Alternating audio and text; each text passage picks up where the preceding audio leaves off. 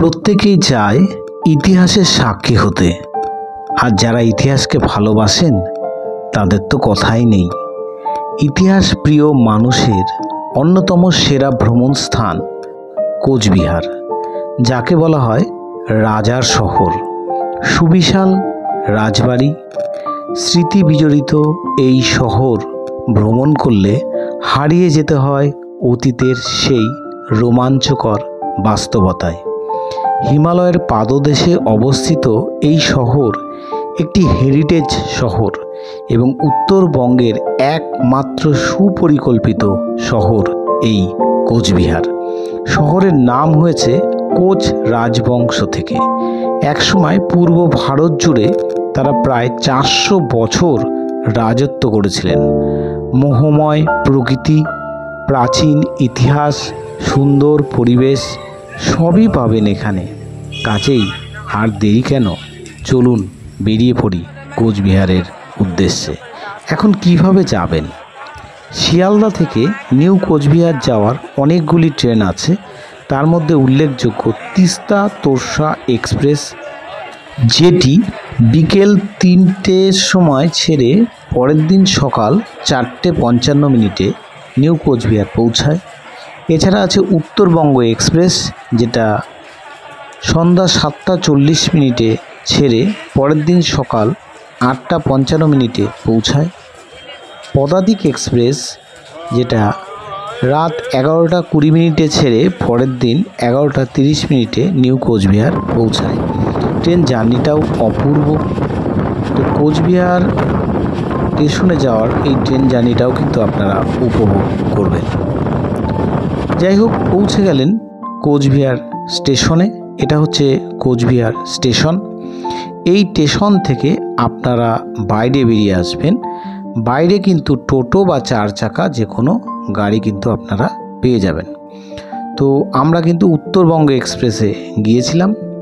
তো বাইরে চলে আসবেন। বাইরে এসে কিন্তু এখানে টোটো রিজার্ভ করে নিতে পারেন অথবা সিঙ্গেল টোটো করেও ঘুরতে পারেন। এটা হচ্ছে কোচবিহার স্টেশনের ঠিক বাইরের সাইডটা। New Cooch Behar station. এবার এক একটা জায়গা এক এক রকম ডিস্টেন্সে আছে, 4-5 কিলোমিটারের মধ্যে বিভিন্ন জায়গাগুলো আছে।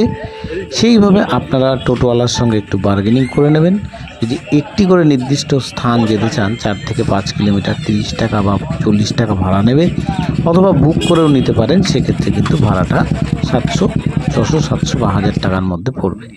তো আমরা কিন্তু এসেছিলাম জয়ন্তী থেকে, এই কারণে কিন্তু আমাদের গাড়ি বুক করাই ছিল। এবং জয়ন্তী অপূর্ব সুন্দর জায়গা।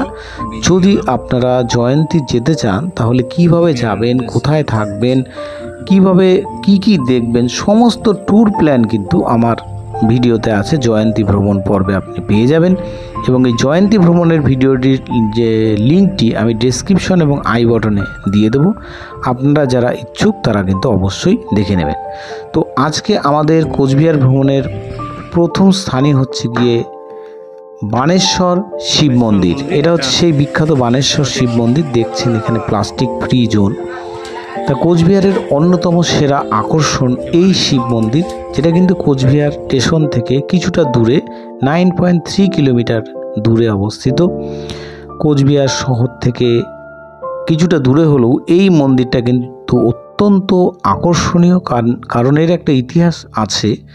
ভগবান শিব এখানে বানেশ্বর রূপে কিন্তু পূজিত হন।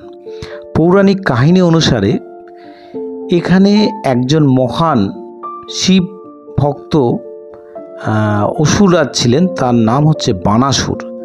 তিনি এখানে শিবলিঙ্গকে এনেছিলেন পাতালে নিয়ে যাবার জন্য, কিন্তু তিনি ব্যর্থ হন এবং শিবলিঙ্গটি এখানেই প্রতিষ্ঠিত হয়।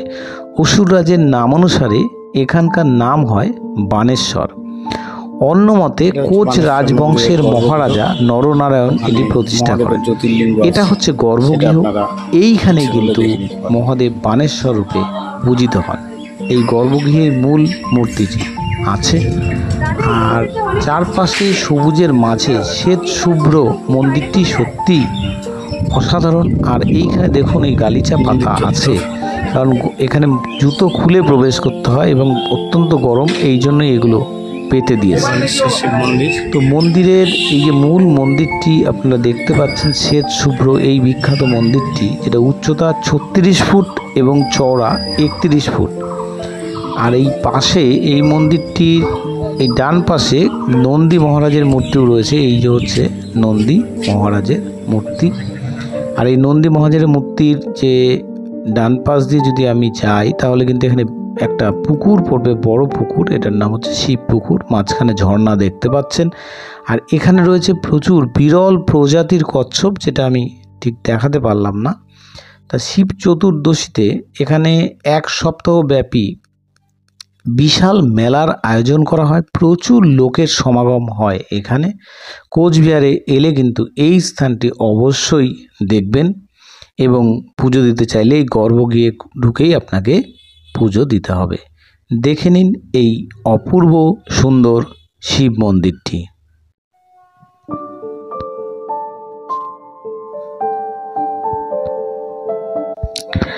আমাদের পরের গন্তব্য মদন মোহন মন্দির, যেটা নিউ কোচবিহার স্টেশন থেকে 5.3 কিলোমিটার দূরে অবস্থিত। কোচবিহারের সবচেয়ে বিখ্যাত এবং জাগ্রত মন্দির এই মদন মোহন মন্দির। এই দেখুন, আমরা এটা প্রবেশ পথ, এখানে আমরা প্রবেশ করছি। এটা হচ্ছে গেট। এটা হচ্ছে সেই বিখ্যাত মদন মোহন মন্দির। এখানেও কিন্তু জুতো খুলেই আপনাকে প্রবেশ করতে হবে। তো এটা হচ্ছে সেই মন্দির। আমরা ভেতরটাও যাব, দেখাবো মন্দিরটাকে। বিখ্যাত মন্দির মদন মোহন মন্দির, দেখে নিতে পারেন, মন্দিরটা দেখে নিতে পারেন। কোচবিহারের সব থেকে বিখ্যাত এবং জাগ্রত এই মদন মোহন মন্দির, যেখানে প্রাণের ঠাকুর মদন মোহনের আরাধনা করা হয়। তিনি কোচবিহার রাজ পরিবারের কুলদেবতা। এছাড়া এখানে মা কালী, মা তারা ও মা ভবানীর মূর্তিও রয়েছে। 1890 সালে মহারাজা নৃপেন্দ্র নারায়ণ কোচবিহার শহরের প্রাণ কেন্দ্রে এই মন্দিরটি প্রতিষ্ঠা করেন। এই উপলক্ষে কোচবিহারে রাস মেলার সূচনা হয়, যা বর্তমানে খুবই জনপ্রিয়। প্রচুর লোকের সমাগম হয় এখানে। আর সবুজ প্রকৃতির মাঝে শ্বেত শুভ্র এই মন্দিরটি সত্যিই অসাধারণ। আর এই যে দেখছেন, এটা হচ্ছে গেট। এই গেট দিয়ে কিন্তু আমরা প্রবেশ করেছি। মন্দিরের কাছে দাঁড়িয়ে আমি ছবিটা তুলছি। এই দেখুন মন্দিরে কি ভিড়। যে কোনো দিন কিন্তু এত ভিড় এখানে হয়। তো আপনারা যদি এখানে আসেন, অবশ্যই এই বিখ্যাত মন্দিরটি অর্থাৎ মদন মোহন মন্দিরটি কিন্তু অবশ্যই দেখতে ভুলবেন না।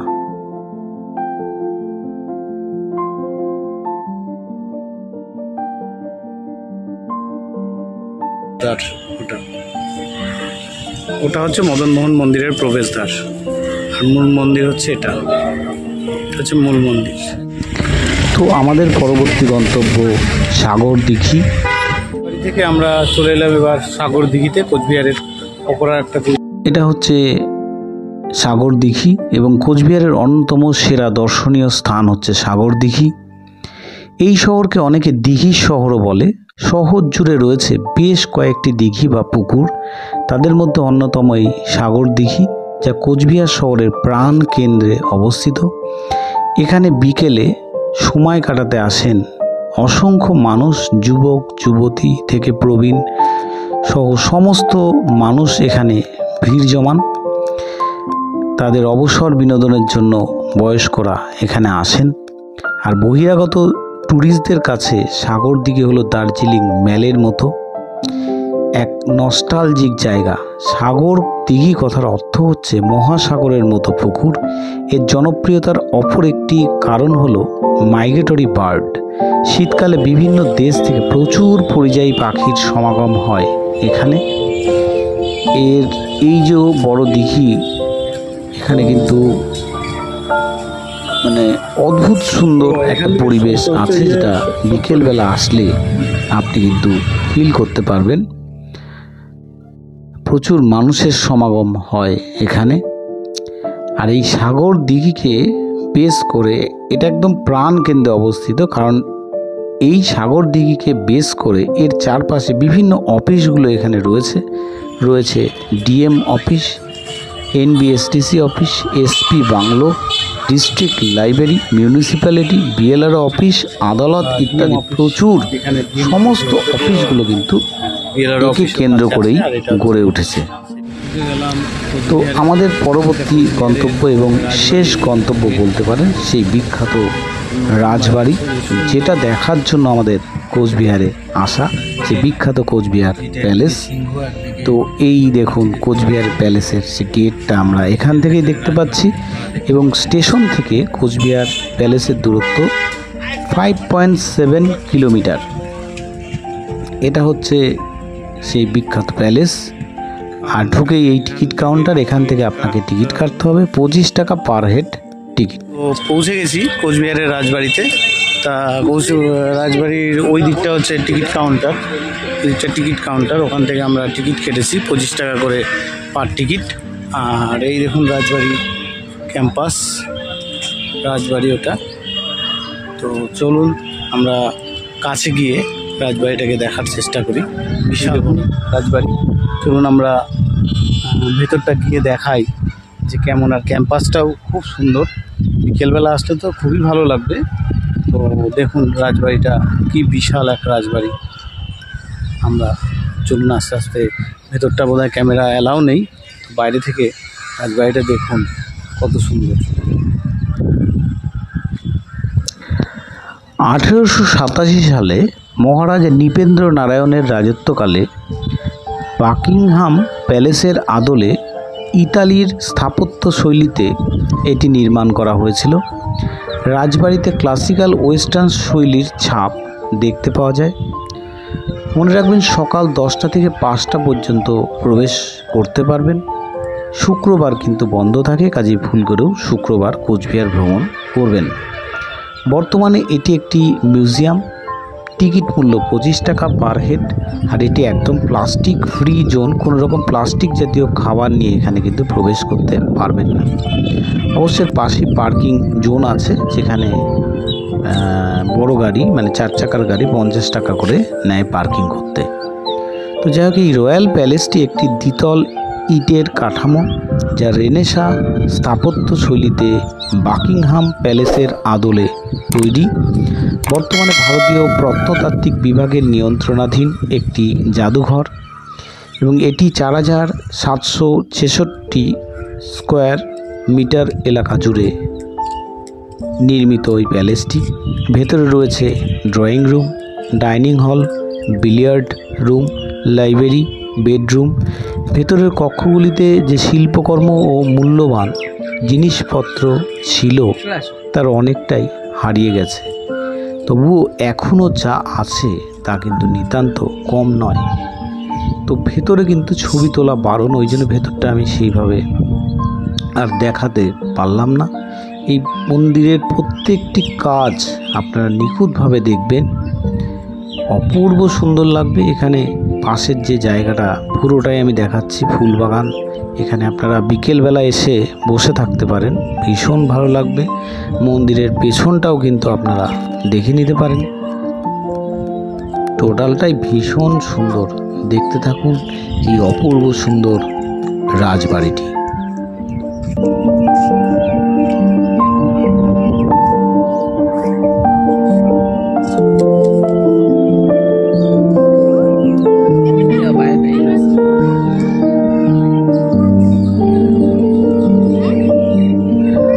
ভেতরে অপূর্ব কারুকার্য আছে, ঝাড়বাতি থেকে শুরু করে, যদিও ভেতরটা আমি দেখাতে পারলাম না সেইভাবে, কিন্তু ভেতরটাও অপূর্ব। প্রত্যেকটা রুম, প্রত্যেকটা তখনকার রাজাদের ব্যবহৃত যে অস্ত্র শস্ত্র, বড় বড় ছবি, পেন্টিং সমস্ত ভেতরে আছে। তো সেটা আপনাকে নিজে গিয়েই দেখতে হবে। সেটা কিন্তু যেহেতু ছবি তোলা বারণ, সেই কারণে কিন্তু আমি ভেতরটা দেখাতে পারলাম না। কিন্তু সে অপূর্ব সুন্দর সেই প্রাসাদ, তো গেলে মন ভরে যাবে। কাজেই যদি আপনারা ট্যুর প্ল্যানটা করেন, অবশ্যই রাজবাড়িটি ঘুরে দেখবেন। আর আপনারা যদি ডুয়ার্স ভ্রমণ করতে চান, তাহলে ডুয়ার্স ভ্রমণের ভিডিও কিন্তু আমার এই চ্যানেলে আছে, আপনারা কিন্তু দেখে নেবেন। ডুয়ার্স ভ্রমণ সংক্রান্ত ভিডিওর লিঙ্ক আমি ডেসক্রিপশন এবং আই বটনে দিয়ে দেবো। আশা করি আজকের ভিডিওটি আপনাদের ভালো লেগেছে। ভালো লাগলে অবশ্যই লাইক, শেয়ার এবং সাবস্ক্রাইব করতে ভুলবেন না। তো দেখা হচ্ছে পরের অপর একটি গুরুত্বপূর্ণ ভিডিওতে। ততদিন সুস্থ থাকুন, ভালো থাকুন। ধন্যবাদ সবাইকে।